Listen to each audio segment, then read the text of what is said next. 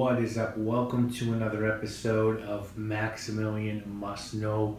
This is sort of going to be a scent safari, but it's going to be on a house we've talked about before. The house is called Gallagher, and we sort of did a scent safari on the first collection of fragrances Daniel Gallagher sent to me. You can actually grab those now, which is super cool, at decantshop.com. Adriana is selling those. But Dan was nice enough to send me samples of his new silk collection. And as you can see here, he actually was cool enough to send me a 9 ml spray of one that he thought I'd be most interested in, which is called Tobacco Silk. So let me explain what this silk collection is about. Dan says, and I quote, "The Silk series is made up of 10 fragrances with one featured note. In addition to a blend of warm amber and woody base notes, each featured note is the main focus of the fragrance, and the warm amber and woody notes serve as a graceful yet bold dry down. The 10 featured notes within the Silk series are bergamot, black currant, jasmine, lavender, mandarin, orange blossom, sandalwood, tobacco, tulip, and vanilla.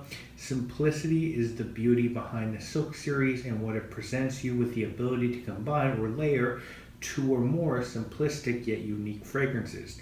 I encourage you to find 2 or more of your favorite featured notes within the Silk series, first trying each separately, then beginning to layer on a separate day. Or if you can't decide, pick up one of the 5 to 10 pack sets. Before long, you'll find the perfect combination that works for you." Now guys, these are eau de parfum in strength, and there's a few options in terms of purchasing. You can get the 9 ml bottle, the one you've seen in front of you, the tobacco one, for $23, fair price for 9 ml. You can get 5 9 ml bottles for $100, or 10 9 ml bottles for $185. We're going to look at 4 today: tobacco, vanilla, jasmine, and sandalwood. So tobacco is a spray that Dan sent me. He asked me some choices of notes I like best. I picked tobacco and he sent me this one. And I have to say, I really like this tobacco. It's really cool because it's sort of a mix between pipe tobacco and like very light tobacco flower or tobacco leaf, you know, like, so it's sort of a cross between like the tobacco you'd find in Tobacco Vanille and the tobacco you'd find in like Creed's Tabaron.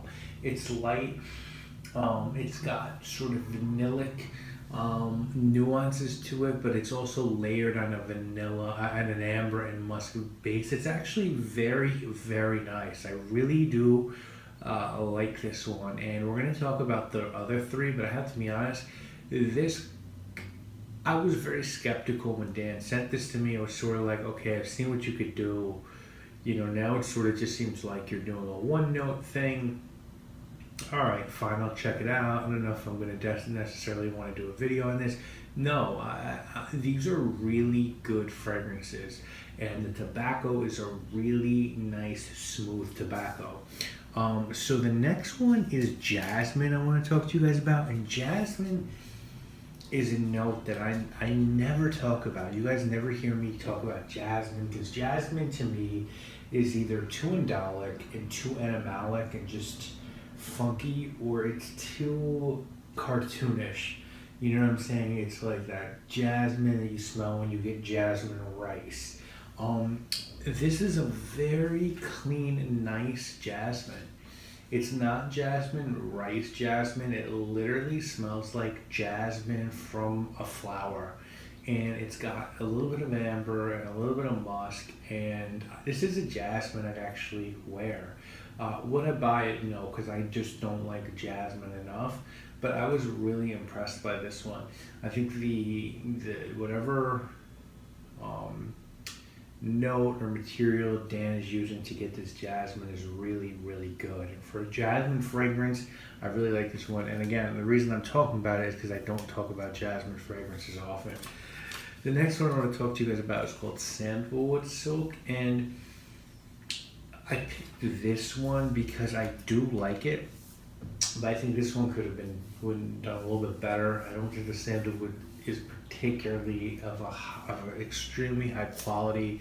I don't think that Dan necessarily needed to get Mysore sandalwood or really make this one strong, but this one is sort of really transparent and watery for me.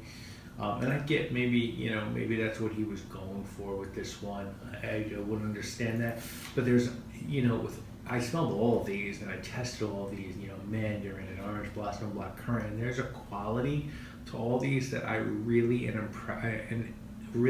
impressed by, and for whatever reason, for me, it just doesn't really exist within sandalwood. I feel like this one is the one that I just feel like is the most watery and the most non-substantial. So I did want to include that one, but then I also needed to include vanilla, and I needed to include vanilla because there's a lot of vanilla fragrances I have in my collection that I really like and that are heavy hitters, whether it's Lyra or, when we're talking about decants and samples I have, Mona D'Ario's vanilla is just a huge one for me. I don't know that I love vanilla, but I feel like I've dealt with really good vanilla fragrances, and this one is awesome. This is an awesome vanilla fragrance. If you there's two fragrances this reminded me of as soon as I smelled it, and they're both more expensive than this one. The first one is from Diptyque and it's called Eau de Well, if you like that one, and the second one is from Artiste and it's called Architects Club. This is like a candy vanilla, almost like a vanilla and a candy coated shell on top of amber and musk, and it's really good and it performs really well. This lasted on me for an insane amount of time.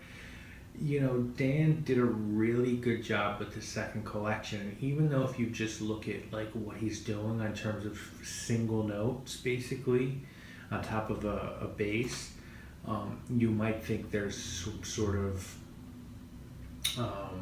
what's the word I'm looking for here, when you want to say somewhat regression. Even though it might look like regression is happening, I definitely don't think so. I think it's progression. I think he's simplifying what he wants to do, and I think he's figuring out how to make beautiful accords and just use beautiful materials and putting them on top of a solid base and just making beautiful fragrances, because every single note in these fragrances is really polished and well done. The sandalwood's not bad. I want to be honest about that. I wish it was a little bit more solid, just a little bit fuller, but it's not a bad note. These are all just beautiful, and they all last on the skin. They all smell really good, and I think you'll be able to find something you really like. So I'm more impressed by what Dan did here than what he did with his original collection. Maybe I'll be on an island with that assessment, but that's the way I feel. So Dan, I want to thank you for sending these to me. Guys, check these out. These are beautiful at the price. You can afford to get a few of these. And I want to thank everyone so much for watching this episode of Scent Safari. Of course, we'll be back later this week with more videos. If you have any questions on these, I'd be more than happy to answer. Again, thank everyone so much for watching, guys. My name is Maximilian. Late at night, the bed don't seem so wrong.